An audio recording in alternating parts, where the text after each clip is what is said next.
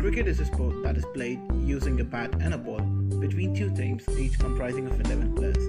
The objective of the game is to score runs when at bat and to stop the opposing team from reaching the score you've managed to score.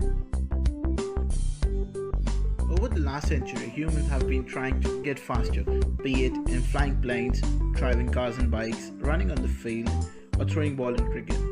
This increase in speed brings along an increased risk in getting injured, and thus the use of safety gear has been quite prevalent in sports.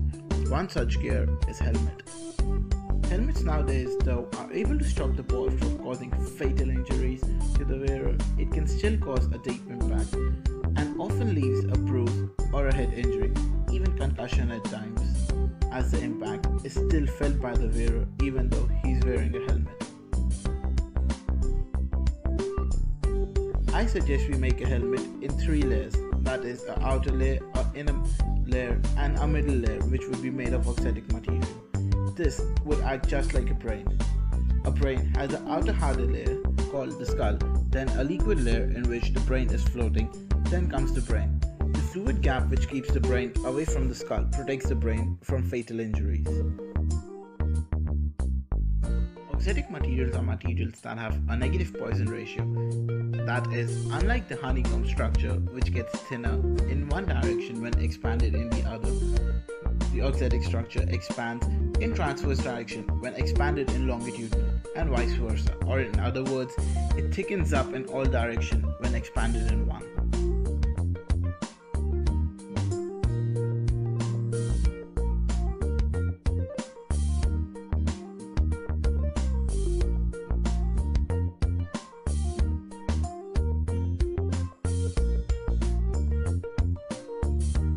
My helmet would have an outer deformable layer, which would be made either of fiberglass or carbon fiber, which will deform and spread the load throughout itself. Then there would be a layer of triangular auxetic structure made from ninja flex. This structure would deform and absorb the energy in itself, then expand back to its original position, dissipating all the energy it absorbed away from the wearer. We would use auxetic design for the middle layer as it contracts in all directions when a compressive force is exerted on it. So when the ball hits the helmet would not get thinner at one point, that is the point of contact, but rather thicken up at the point of contact, which would reduce the energy to be transferred from the ball to the batsman. The inner layer would be a solid layer made of 0.5 cm thick carbon fiber, which will be stiff and would not deform. There would be an extra padding inside the helmet made of auxetic foam to dissipate the remaining energy from the ball, if any is left. This is how the triangular auxetic structure would look like in the middle layer wrapped around the helmet. I made a flat prototype of the middle layer which I used for simulations. The padding would resemble the same structure but would be made out of polyurethane, as it has to absorb sweat as well.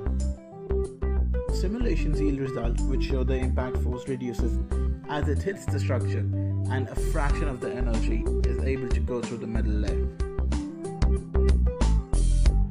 I then did force testing on the prototype to get a proof of concept, and this is what the results were.